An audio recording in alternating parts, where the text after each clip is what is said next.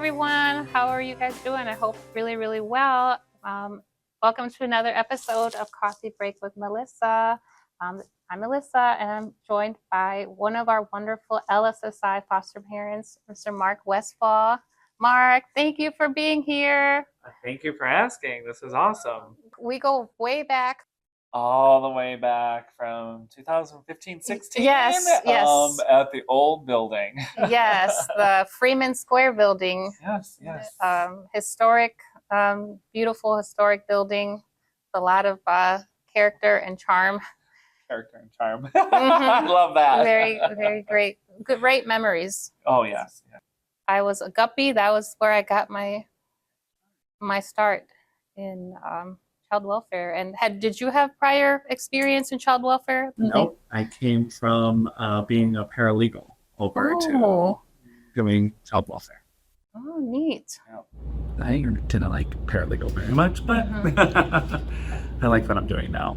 Yeah. So, and you've been in the field pretty much this whole time. Sure, The majority child welfare. Came back. Yeah. Because I love it so much. So. Yes. So, do you want to tell us about the current role you're in and just anything you want to share? My current role is Bright Point has a northern region, which is the Rockford area. We have Metro, which is Chicago area, and then we have a southern region, which is East St. Louis, Belleville area, where I work with a group of lived experience caregivers and working with other caregivers who have kiddos in their home they may be having difficulty with, if they're fictive kin or family, kind of like helping them through the process because they come in not knowing anything about court or what anything is. So we kind of help them through the steps and make sure that everything runs smooth. It helps keep kids from moving home to home. Yes.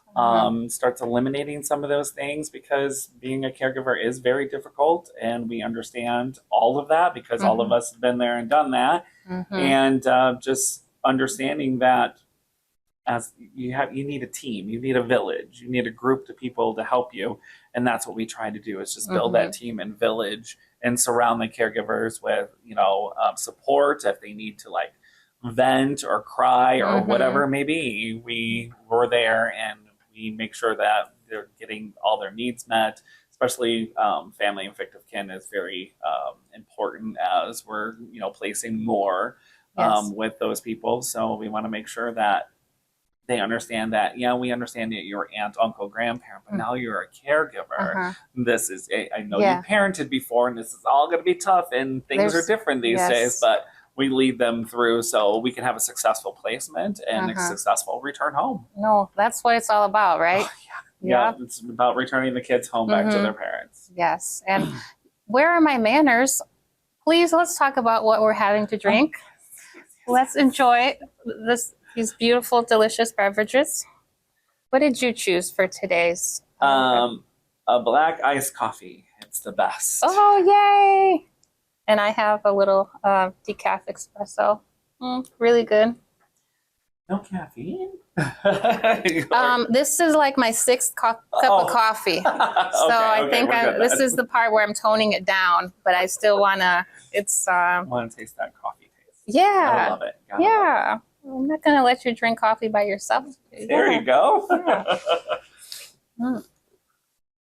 And what do you guys think of my little tiny espresso cup that I was challenged to use for today? It's cute. It's funny, right? It's wonderful. It makes you feel fancy. Yeah, something different. And this time, no cream, none of my toppings. It is just all coffee. So I'm feeling like your coffee. very minimalist today in a good way.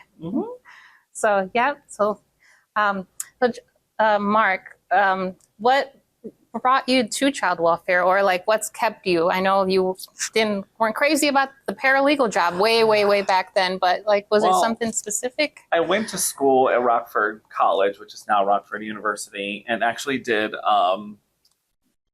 criminal justice. So I wanted to be a juvenile probation officer. I actually interned with juvenile probation here in Winnebago County.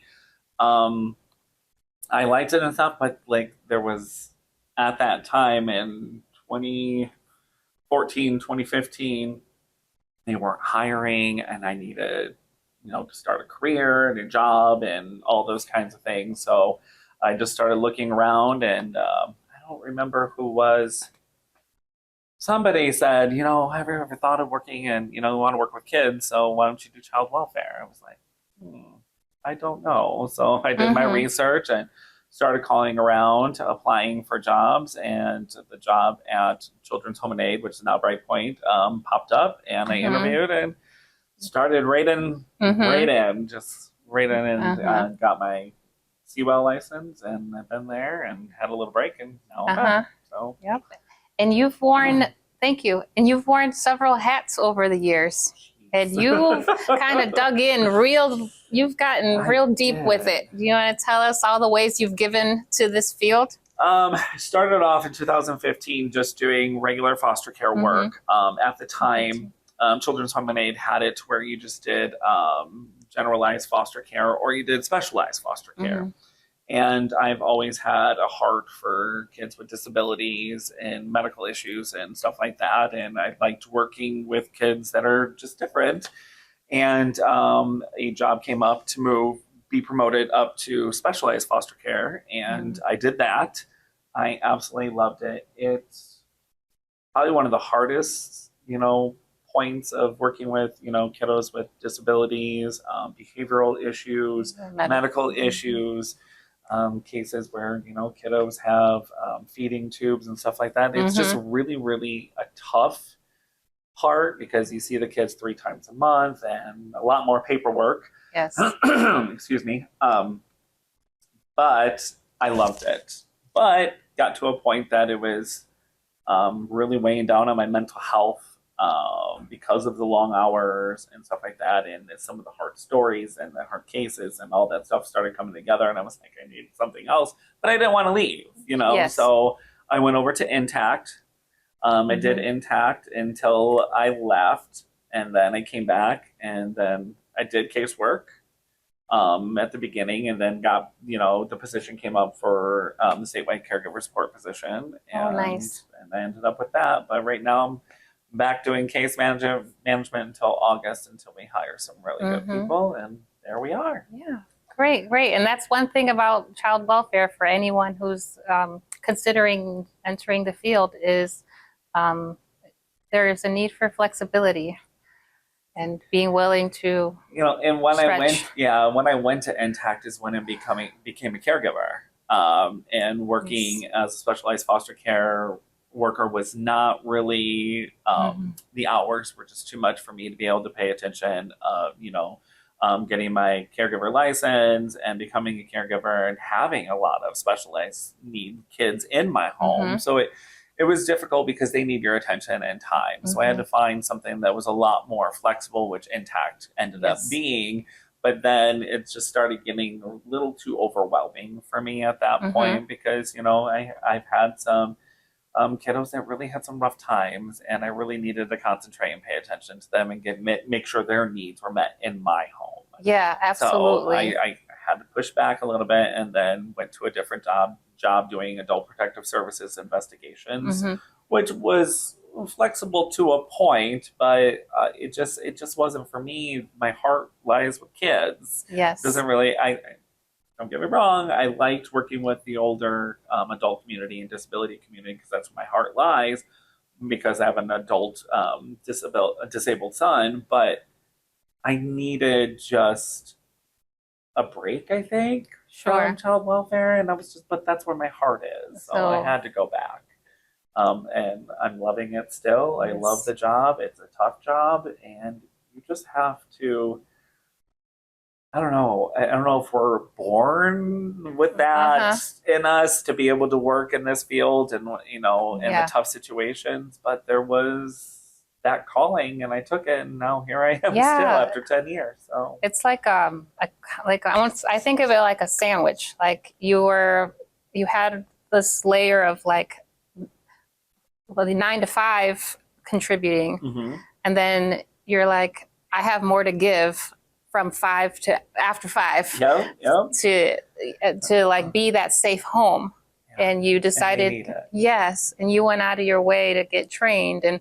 And like when you say caregiver, like another way, like you became a licensed foster parent, right? Yes. Which is, that's another, that's a journey. It is. It's like my parents were like, "What are you doing?" Because they're like, "You work in this field. Isn't just going to be You too take it much home for with you, like right? Is it going to be too much for you?" I'm like, "I don't think it is." And at first, it was a struggle. It was a struggle to get in the swing of things. It was a struggle to, learn how to be a parent.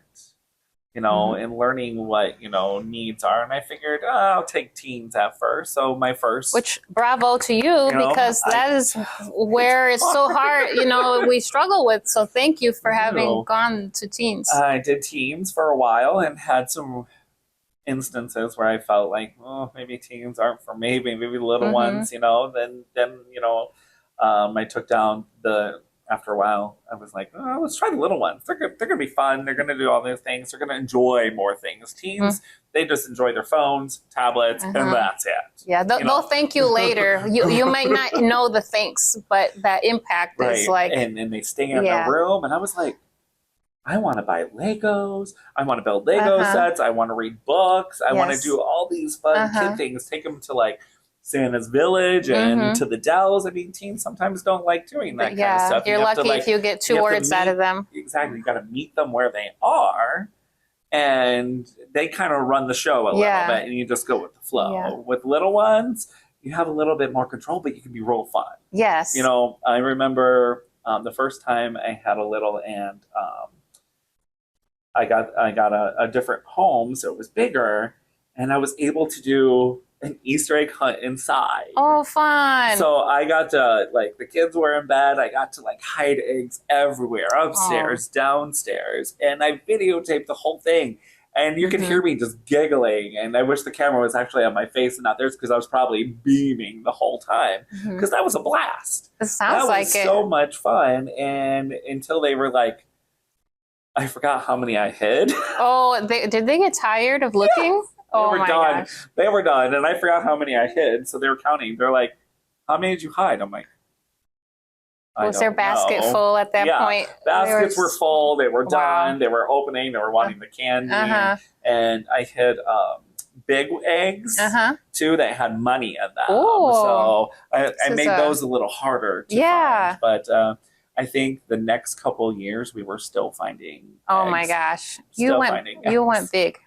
Sounds like a good time. I mean, I was excited about that, because I was like, these kids, I want to have fun. I still have that childish kind of, I don't know, energy that I like to sometimes like, let's go do this. And sometimes it's fun, and sometimes it doesn't work out too well, but we just try again. Yeah, exactly. Yeah, back to teens, like real quick. Teens are unique. They are. You might get just a few words, and they might just be like, I'm hungry. Yeah. And, I got my adopted son. I need a ride. Yeah, I got my adopted son now at 15. And he was a difficult placement kid. He went through a lot of homes. So I was like, yeah, of course I'll take him. So I ended up getting him when he was 15. And the struggles, because, I'm a very clean person, and teenagers are not clean. Trying to get them to shower and put on deodorant is like asking them to clean the whole house from top to bottom. So I was like trying to get used to that, and kind of adjusting my, cleanliness and OCDness that I have, and trying to just, go with the flow. If you don't want to take a shower today, that's fine. Fine, go to school, smell. Natural consequences. It is. Because, I think one time he ran in the door and straight to the shower and took a shower. Somebody made a comment at school, didn't they? What happened? Did you have a bad day at school? No. Like, well, you went right to the bathroom to take a shower. Well, people were making fun of me because I smelled. Okay. That was the best lesson. I mean, he's like, you were right. I was like, now next time you'll listen, right? Yeah.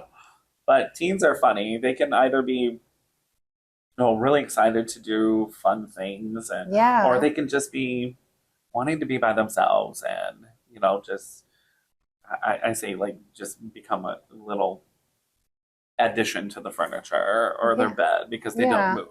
Yeah, or they're just trying to like get their feelers for like, what is this house? How is it run? Am I safe? How much will they put up with?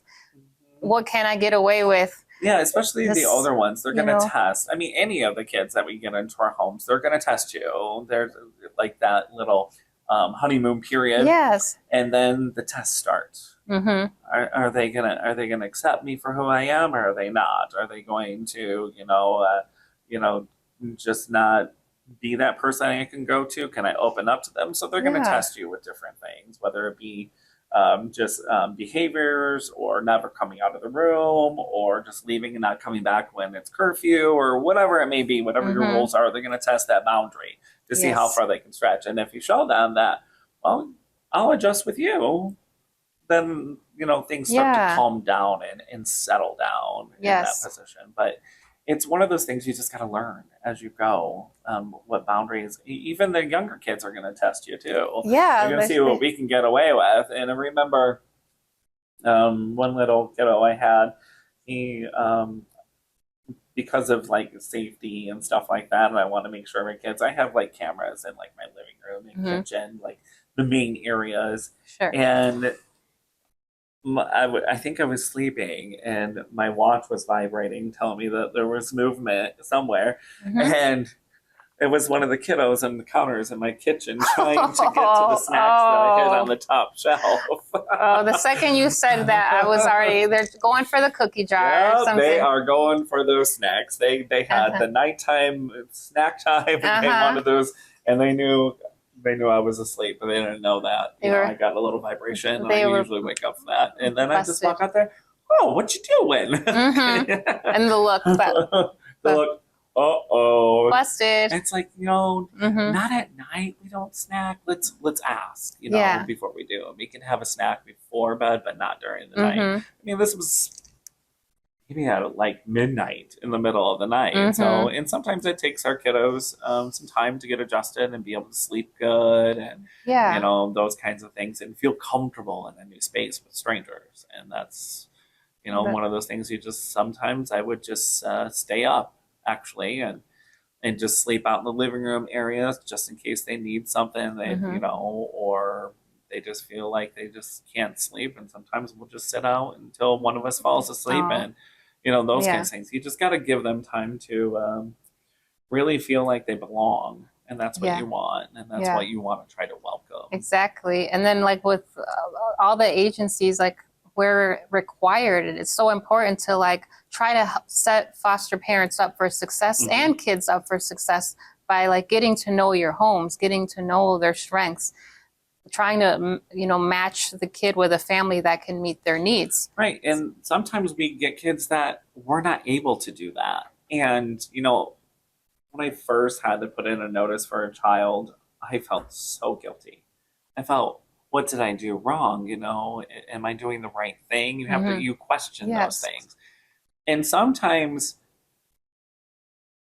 it hurts to do that, but really there could be someone else out there that could do something that you're not, and that they would feel more comfortable with, or they're just not at the level of to settle down in a home and, be a part of the family. And then you just have to know what your boundaries are, because the kids are going to have their boundaries, but you also as a caregiver have to have your boundaries and your mental health, and take care of your health and all those kinds of things. So when you're a caregiver, you're watching out for the health and well-being of all the children in your house, and you also have to concentrate on your health and well-being, because you never know, because you can't weigh yourself down. You can't, because you get to that point where you're so, you just sit back and be like, am I doing the right thing, and questioning your decisions. But it's one of those things. That's why agencies offer respite and those kinds of things, so you can have a break, a breather, and then you go back to it. And things seem to thrive a little bit more once you take care of yourself. Like all the caregivers that I deal with, I'm like, did you take care of yourself today? What'd you do for yourself? Yes. Because you can't take care of the kiddos unless you do something for yourself. So sometimes I'm just like, hey, have your neighbor next door, you know, or your husband or whoever it may be that you have as a support system, have them take the kids for a couple hours. Yes. Go do something for you. Go get your nails done, your hair done, go shopping. Yeah. Go someplace that is very zen. Exactly. Or even if the only thing you have to work with is like putting your child in like the daycare of the gym for like an hour so that you can like get a workout or have quiet time. I loved Y Care. I loved Y Care because of the fact that, you know, even if I got off early, I knew the kids were being watched and safe at school still. At Y Care, they were having fun and doing whatever they need to do, and I was able to go maybe go pay a bill that I forgot because I was so busy, or go run an errand that was so busy, and or even make phone calls to friends or family that I haven't talked to for a while. Just something to make you feel like a human again, because sometimes you just get out of your head and you feel like you're just this role.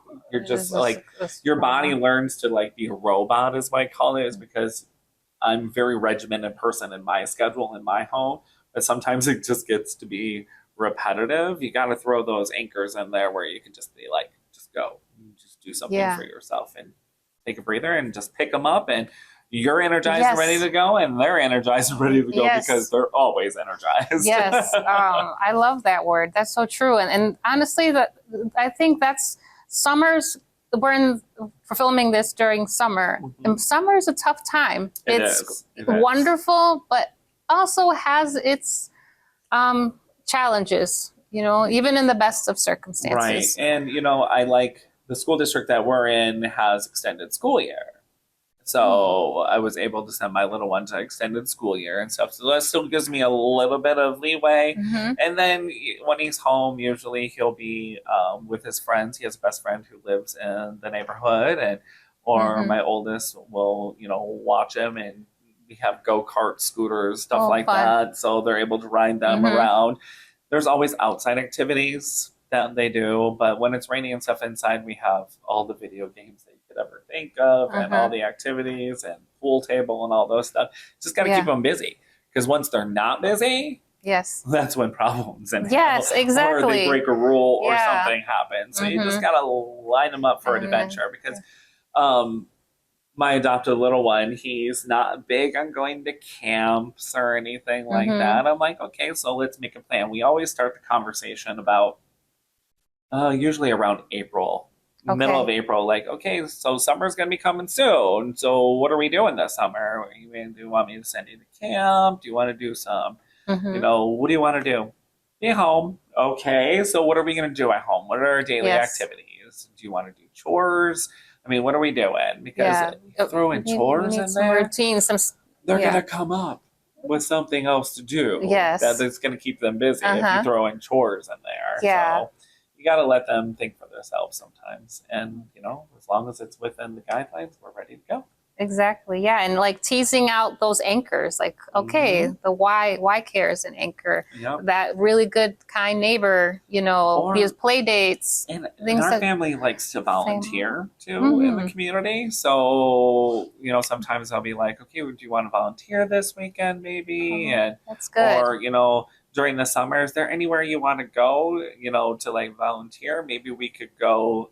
We have a few elderly neighbors that we like to go over and bring stuff to. Like, do you want to make some cookies and stuff for the neighbor? What do you want to do? So giving back to the community is also an aspect in my family that we do often. We just marched in the Rockford Pride Parade. Wonderful. We're involved with, you know, friends and their stuff. We, you know, whether they have a business or if they're selling something, or we just want to go help out and go to like a fundraiser or something, we'll do those kinds of things too, because I want the kids to be involved in their community. I bet that like that boosts their self-esteem and especially sense of purpose. And it's not just, I mean, I think we tend to, sorry if I'm projecting, but it seems like in our desire to like care and love children, especially when they've been in foster care, it's easy to put that label on them and think that's all they are. Like that's a walking a child that's been through trauma. There's so much more to them. There is. That's not how they want to be defined. You you know? You have to let them get out of that. Yeah. You know, you have to let them be free and not label them as that. Exactly. You know? And we know as workers, and we know who've been in the field a very long time, know that, you know, trauma has a lot of really bad things. The trauma that these kids gone through and stuff, and we see the behaviors that dwell in certain times of the year. Like currently, my little one is hospitalized right now because May and June are really hard months for him. Don't know what the exact trauma was or why this time of year is just really difficult. I really think it's because it always happens when school is out. So he's regimented every morning going to school, so that switch from school to summer.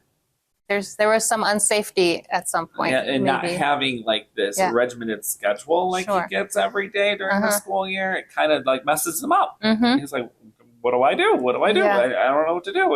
I'm bored. You know, and he just got to the point where he wasn't, you know, had some issues at summer school, and he's getting the help that he needs now, and correct medication and stuff, and talking to people and trying to get him where he's stable. And you know, sometimes we have to do that. Sometimes we have to make that choice. Is it better for us, or is it better for them? What do we do? You know, it's just like sometimes you just have to be like, buddy, it's the best thing for you right now. You got to get some help. You have to talk to somebody. I don't know what's bothering you. You're not telling me. Your therapist is saying this happens every May and June, so we got to get it figured out. So to give him that space also to like, talk about it. Every child is unique, right? So like some kids, you keep them so busy that they're distracted and they feel like that sense of purpose, and like, I don't have to think about this trauma, or like, I'm so busy. It really helps to just let me, being a kid, they thrive from that. But sometimes you gotta like reel it in and like, okay, you need a deeper level. Let's do the deep stuff. Let's figure out to get you, like what you just said. Because sometimes they're so elevated, they can't, their body is like out of control, and they just can't figure out why their body is out of control. And sometimes I was like, okay, you won't settle down for dad? Okay, go outside. Run around the house 2 times, and then come back in and see if we can have a conversation, because he likes to run around. He'll like usually run around his room or act like he's a ninja or karate. He has lightsabers because we like Star Wars in our house. He'll do all that stuff, and sometimes he'll ask, can I go run really quick so we can talk? Because he can't collect himself. A little nature therapy. Yep. It's all over the internet, and I'm starting to use it now. Go put your feet in the grass. You read my mind. I was just going to say put your feet in the grass. Yes. If you're running, run. If you just want to sit down or just walk around the yard, smell the flowers, and wherever you need to do, go put your feet in the grass. It's like a meme. Like, dude, just touch some grass. There's something to that. I'm sorry. There's something to it. I'm allergic, so I can't do that. So I never go barefoot. But just feeling the land.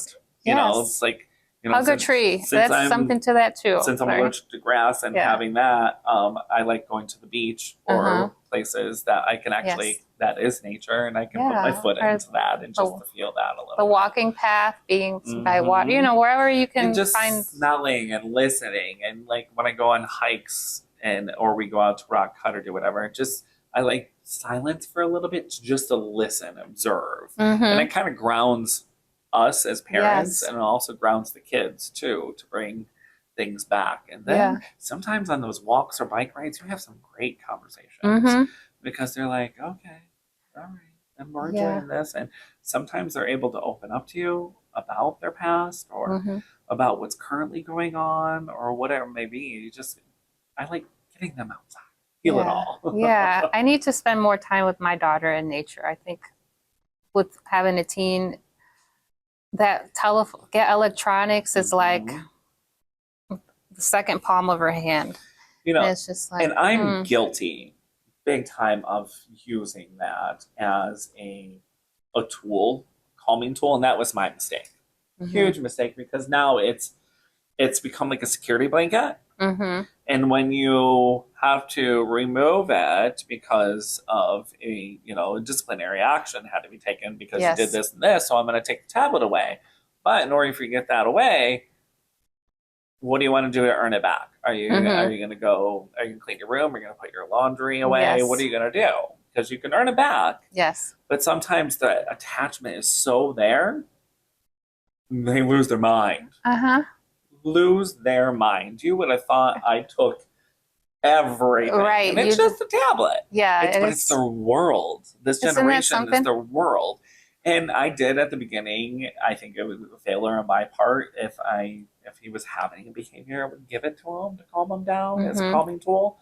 But now, learning a little bit more, it's not a calming tool. It's more of a crutch. Yeah. And it keeps it inside. And once you do take that crutch away, it comes out. Instead of just walking through it nicely, it's becoming a big ordeal. Yeah, it's like no need to isolate in your room anymore. I just isolate on my phone. It's like I'm right here and no one else exists, So I think when my little one comes back from the hospital, I think we are gonna sit down and have a family meeting. We're gonna what days or what times are we all not gonna have electronics? That we just sit down and talk, or we'll watch a movie together. TV is electronic, but it's not in your hand and in your face. Or are we going to play a board game? What are we going to do? So I'm going to start implementing kind of like that because I think we all need to stay away from it for a little bit. Because doom scrolling, we all doom scroll. Oh my gosh, I'm so bad at it. And then once I see something that I don't like, I just put it down anyways. But I think we just need to all come back to what it was like in the 80s, and where your family eat dinner together every night, where, sitting down, I remember sitting down with my parents and my brother and just sitting down and watching like the Cosby Show or TGIF on, Full House and all those shows that were on ABC, but that closeness family time. Now that we have all these electronics and video games and stuff, we're kind of losing that. So I think I'm going to start trying to do that a little bit more with my kids. To start having that more of a gathering time and just talk about your day. Exactly. Talk about your day. What happened? Like when I watch a movie with my kid, she has to have her phone to watch a movie. I'm like, there are layers to electronics at this point. TV alone is not enough. You need to have the TV and you need to have at least one or two other things in the background. It's just like my youngest adopted kid, he likes to he's 10, so he likes, dad does some fun things. So when it's movie night, we just watch like the Minecraft movie. So we laid out his Minecraft blanket and his creeper like stuffed animal, and I bought him like a Minecraft popcorn bucket. And he had his popcorn, he had his his drink cup was Minecraft, like he was all Minecraft. How he put his Minecraft pajamas and made him a little powwow on the floor. And he was able to sit there and just have his snacks and drink and just watch the movie and just have a blast, where my oldest son and I sat on the couch and just watched with him. And I think I laughed more than my youngest did. I was like cracking up. I'm like, this is funny. Maybe he's not getting this because there was some not really adult themed, but like stuff that adults would laugh about, and kids would think, why are you laughing? Because he asked that. He's like, is that funny? I was like, it was to me. Yeah. So, I mean, sometimes you just got to get back to that family time. Yeah. Last story about going on and on about electronic use. But here's my shock. I thought I knew like teens like electronics a lot. I was at a Zoom. Can I tell you a story? Yeah. Okay. Thanks. I was in a Zumba class the other day. Everyone's dancing, doing their thing. There were two young ladies in there. They had their phone. They were checking their phone every other song during actual dance class. They took Instagram breaks during Zumba. And I was just like, wow, this is where we're at. Like, is something that important? I mean, I understand that checking your phone if you think something important is coming up or you're waiting for a call or whatever. Yeah. But like, you want to get that heart rate up and do Zumba and, get fit and just have fun. And Zumba is fun. Yeah. And, get into it. And I think that breaks the funness out of it. Because all of a sudden your mind's here, and all of a sudden you bring the screen up and your mind escapes somewhere else. Yeah. And then it's hard to get your mind and your body back into that routine again. And I think it was just if a you're little. going to spend money on doing a Zumba class, stay in the Zumba class. Like, yeah. Oh my gosh, guys. We all gotta get better. We do. Yes. Get back to, I mean, technology is taking over, and, our kids, and even in school, they have tablets at school they can use. They have their laptops that they bring with them and stuff to do their homework on. Everything is electronic. I remember the days of times tests, like math tests that were on paper. And you were timed and stuff like that. And hearing everybody just do all their calculations, and now they have calculators in the rooms and all that kind of stuff. It's like, we had to do this in our head. When I was a kid, we used to have an abacus. Is that what they're called? Those little wooden, it's like a math counting thing. I think that's after my child. Really? Does anyone know? Did I say it right?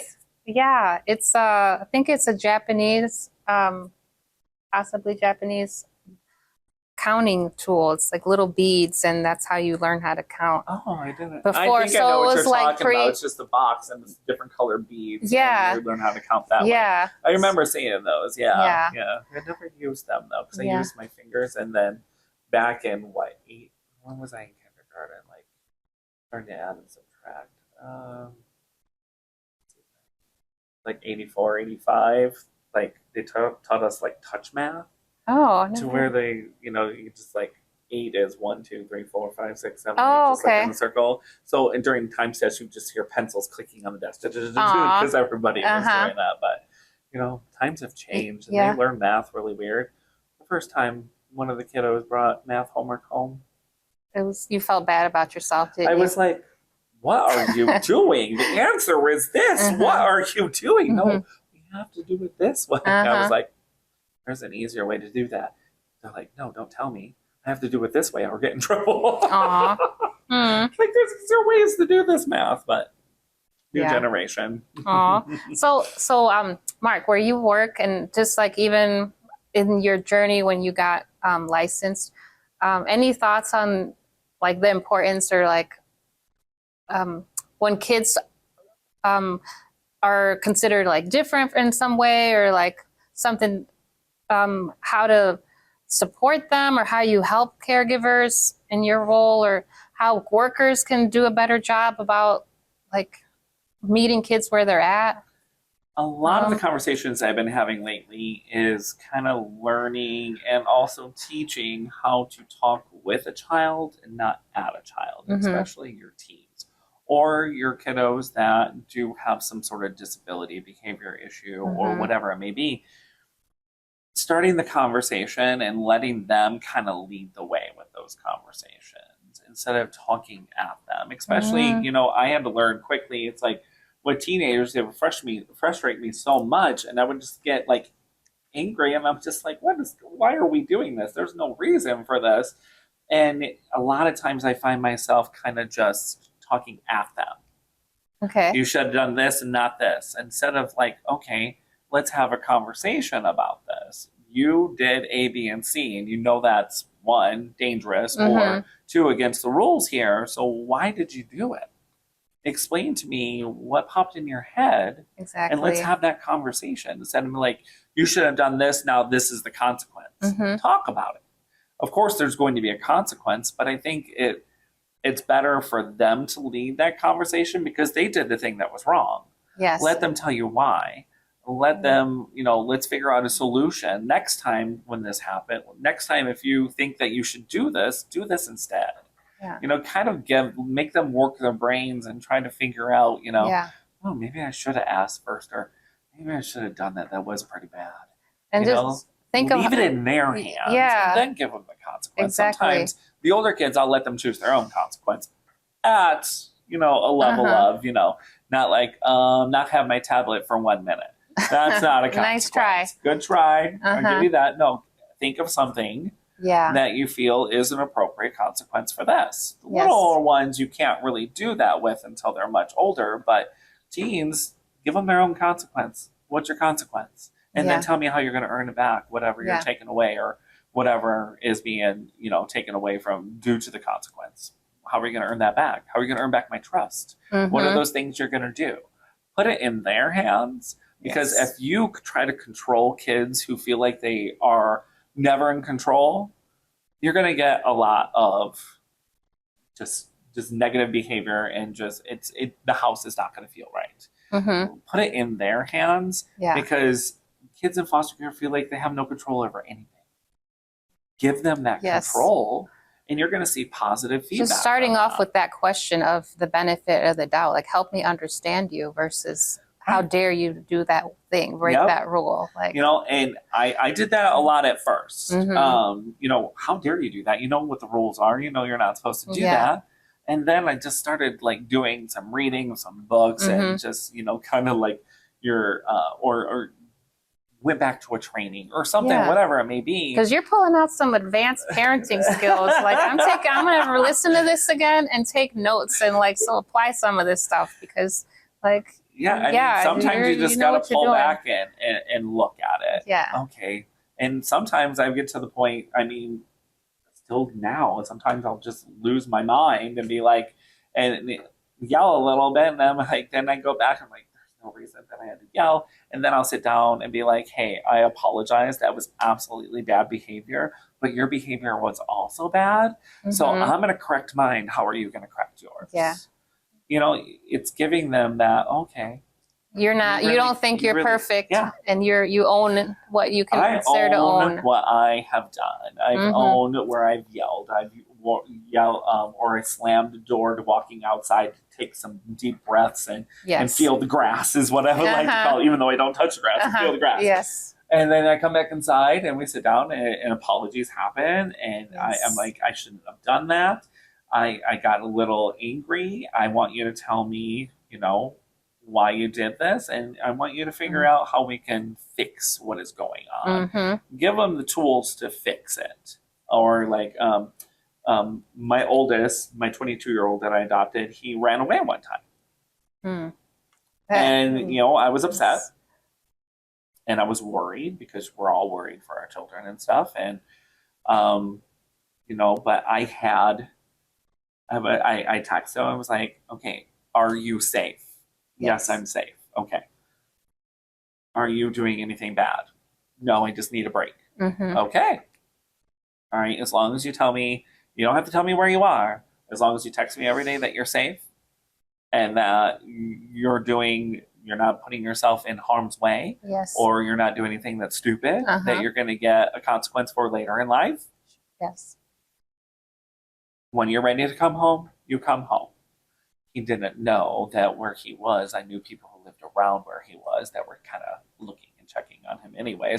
Or I have friends in the area that were calling, we saw him, he was around, build a community. Yes. And you can all take turns looking out for each other's children. Isn't that beautiful? And being there. And it works. It doesn't matter where you live.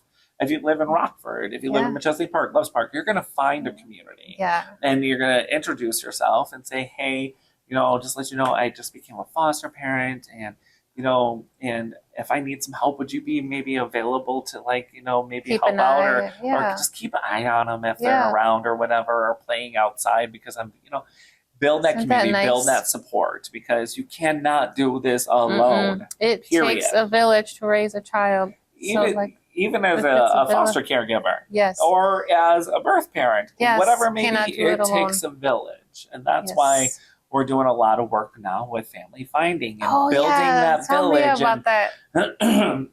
Excuse me. It's a DCFS mandate, having family finding and building that village for them. Maybe it's an aunt or uncle that hasn't seen the kids in a long time, or a grandparent that, hasn't been around, or something, whatever it may be, or a teacher, a neighbor, someone that was your best friend's mom, somebody. Build that village and that support, because you can't do this alone. None of us can. That's why we have friendships. That's why we have people that we know that we can call when we're having a difficult day, or whatever it may be. Even in the foster care system, we as caregivers, foster caregivers, we have to build that village, or it doesn't work. Yeah, because we're alone. We feel isolated because our concentration is, okay, kid is fed, clothed, bathed, they're at school, homework's done, dinner's made, their appointments, doctor's appointment, dentist appointments, eye appointments, counseling appointments, psychiatrist appointments, whatever it may be. Visits. We're on this regimented schedule. We need to have that time to be like.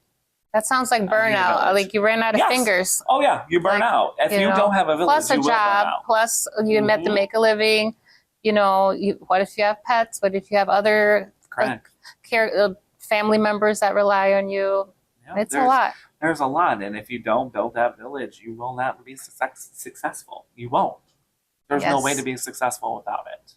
Or you'll be like, maybe I can't do this, but you can. Yes. Build that support system. Get that person that you can call every day to just scream with or cry to or whatever it may be, because then you will be successful. And in your success is their success too, as a foster caregiver, and helping them, better themselves, do what they need to do, ensure that they're going on their family time visits, all those kinds of things, and help get those kids ready to return home. Call those parents, hey, or send them pictures, do all those communications, build that other village too.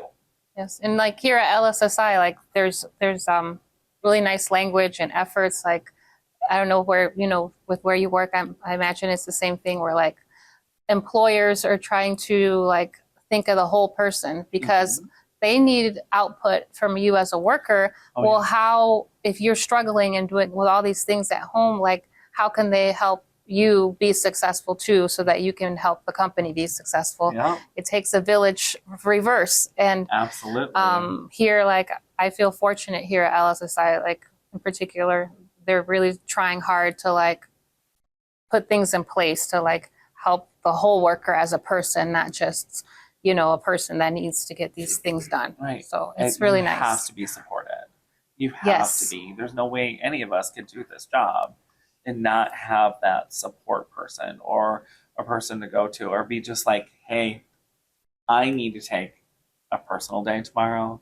I need to recollect myself because of this ABC or happened today.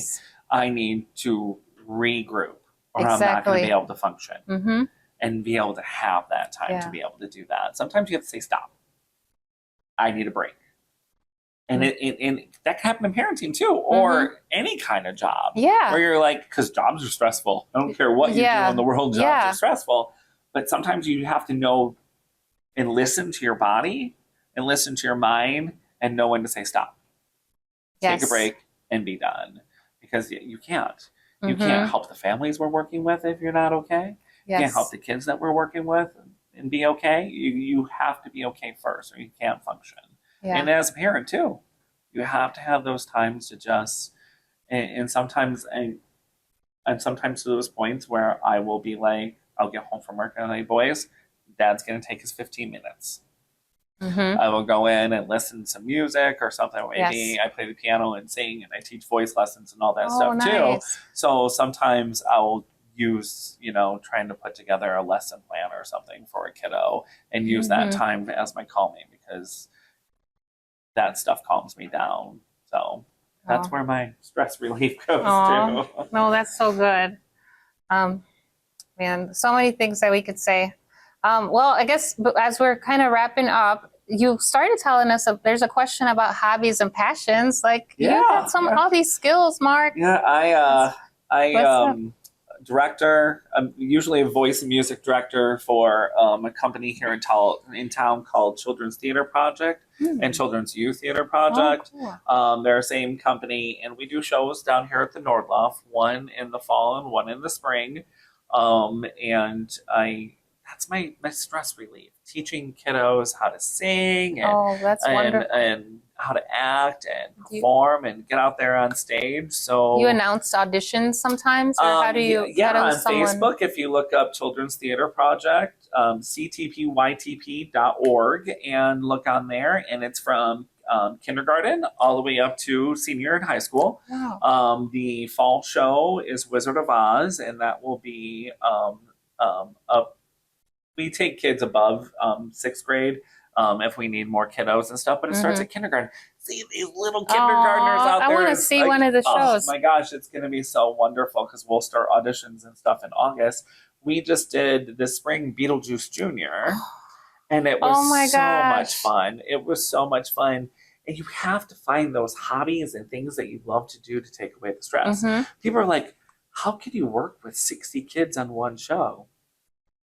It's my stress relief. It is. Seeing them smile, seeing them grow. I mean, you're getting kindergartners in there that haven't really sang or performed or acted before, and we teach them. Yeah. And we share like our. I love the performing passion arts. for You don't it. have to, like, I'm already sold. I'm sold the second you said like music. I was like, where do I sign I up? mean, we had You know, just what or where show do I was it? It was so sign cute. someone up? We did. I've done Nemo Junior. When we did Willy Wonka, Aw. little Oompa Loompas. Oh my gosh. Little Sounds kindergartners adorable. out there it just makes me smile, Aw. just to see them out there just having so much fun and see the parents' voice smiles and being so proud of their kids and like working on that because some kids just we have a lot of parents that will bring them into this program because it is an educational program and plus they get to perform at the end of it. But sometimes they're just like, we can't find something they're interested in. Maybe they don't like it. Maybe they just do one show and they say, okay, maybe I want to try this next. Yes. Let your children try different things. Exactly. Because we've tried soccer, we've tried all these other things, and now we're looking at gymnastics and taekwondo and other things like that, just to keep them more active. Yeah. But leave that in their hands. Let them try it. Yeah. And if they don't like it, let them decide what their next one is. And seeing some of these kids, I've been doing theater for a very long time. I used to do shows out at Starlight Theater. Started there, and my first show was in 1999, and it was Fiddler on the Roof. And my last show out there was when we did Les Mis in the early 2000s.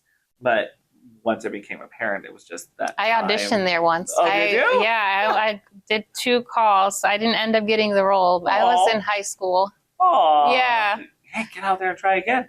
You never know. This podcast is keeping me really busy, so I don't know that I can. But this is my contribution to the performing arts is doing this in the field. As a parent, as a caregiver, even as any kind of worker, find a hobby so you don't get put it burnt here. out. That's too important. Yeah, hobby, sport, draw, doodle, whatever you can do. And we could not talk about it.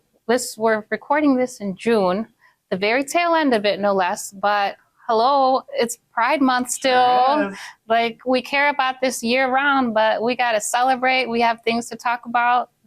There's a lot of really tough things happening in this country, and a lot of things are being taken away, ending. People are like, don't know what's going to happen next, and so on and so forth. And our trans community needs our help right now, and in doing this job as a foster care worker, and then being a caregiver, we just have to be there to support and there to care. And sometimes there are caregivers and people that just don't understand. Yes. Do some research. Reach out to the Liam Foundation. Reach out to people that you may know just to learn more and educate yourself and get out there and support. I mean, both of my kids and I were in the parade, here in Rockford. It's sad I missed it. My little one hates like everything, really. He always has this scowl sometimes, and he's like, he might be happy on the inside, but he just had a blast waving at people as he was going around and smiling and stuff like that. I mean, I thought his anxiety would kick in, but it didn't. Good. He was like, I'm popular now. I'm like, I guess you are, buddy, because we saw us on the news multiple times, and then our picture was in one of like the Rock River Times or something, and that was posted and everything. So he's like, I'm famous, and he couldn't. I remember like that Saturday of the parade, he wore his it was a heart rainbow shirt that said bruh on it. Oh, I found cool. it. I thought it was just the Mhm. funniest thing. He got so many compliments on it. He's like, good job, Dad, on buying the shirt for me. Aw. And then he couldn't wait to wear it to school. Mhm. He's like, and I want to tell everybody what we did this weekend, Mhm. and that we were in the parade walking down. And I'm Yeah. like, yeah, you can tell everybody that. So the community is an incredible community. We need more homes from this community. Yes, absolutely. Our kids need safe homes that can understand them and support them, or be willing to try to, it's sad to be a safe space. sometimes, and you guys as licensing workers know this. Sometimes homes just don't, because they don't have the education or the knowledge or the ability to care for an LGBTQIA plus child.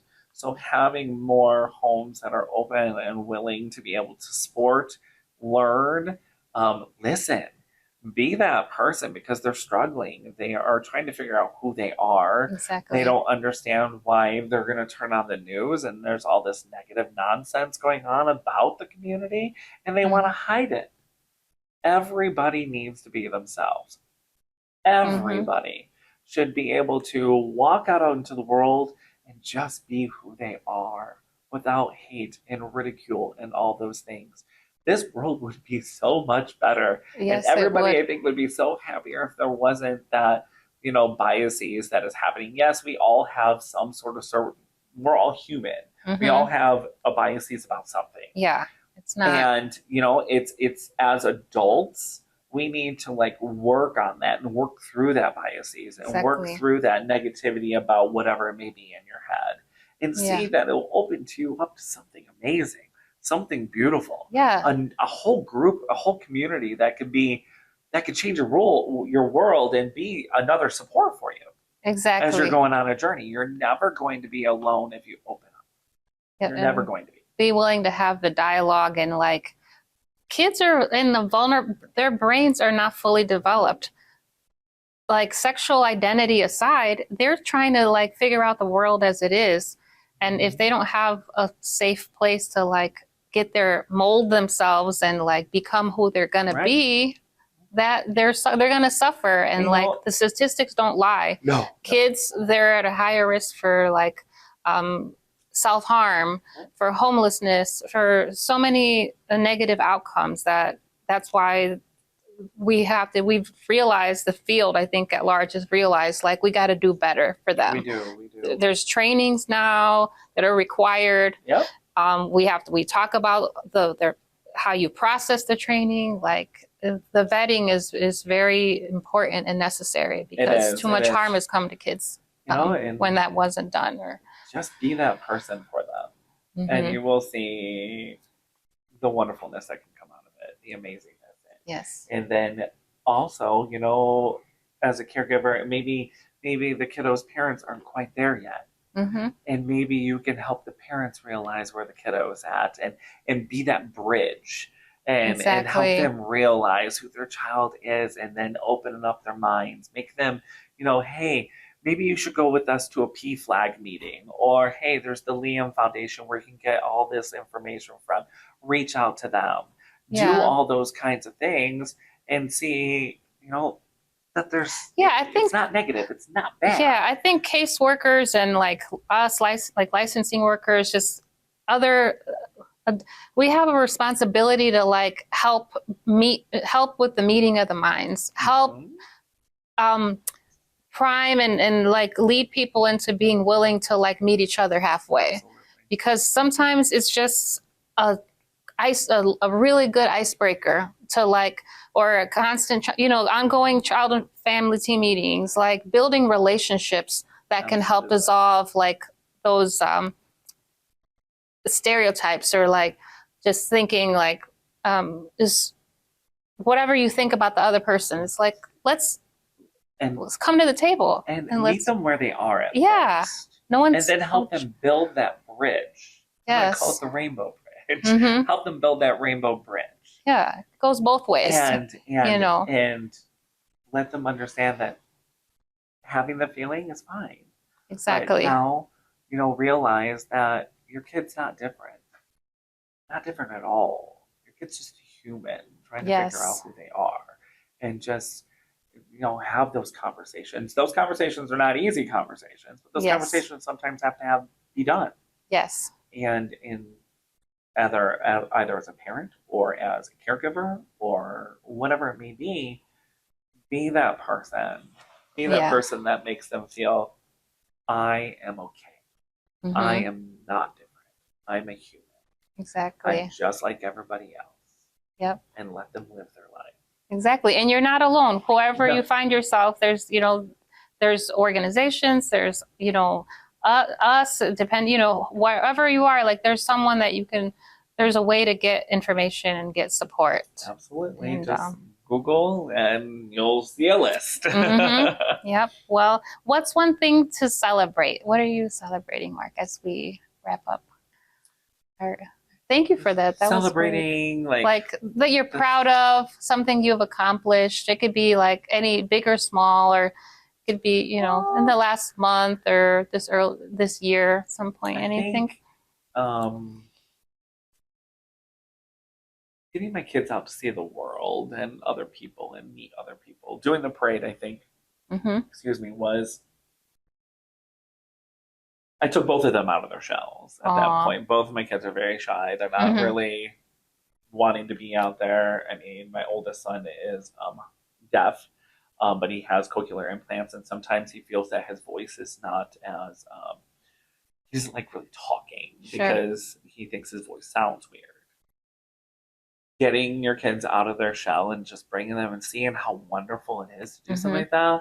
I mean, my child rode out on his scooter waving and like just riding around and just having a blast, smiling. I was like, you never do that. I mean, did you have that much fun? He's like, yeah, Dad, let's do this again. And we marched with Megan Alberto and her counseling team. Oh, cool. And we're able to do that. Megan, I forget the name of the counseling service. Dang it. She is one of the counseling services here in the area that does well with LGBTQ kids.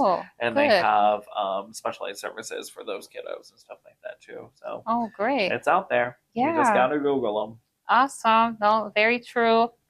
Well, Mark, this has been so nice, so lovely. This is great. Really fun. You'll have to pick out a sticker. We didn't get a chance to do we have stickers. Stickers. This show did not disappoint. I had a lot of fun sitting down talking to you. It's been a long time that we've had a seriously, I saw you like since we've had a conversation. Yeah, so long. It feels like before. So, well, with all that, goodbye, guys. It's a long episode. I know you loved it as much as I did. Take care. Till the next one.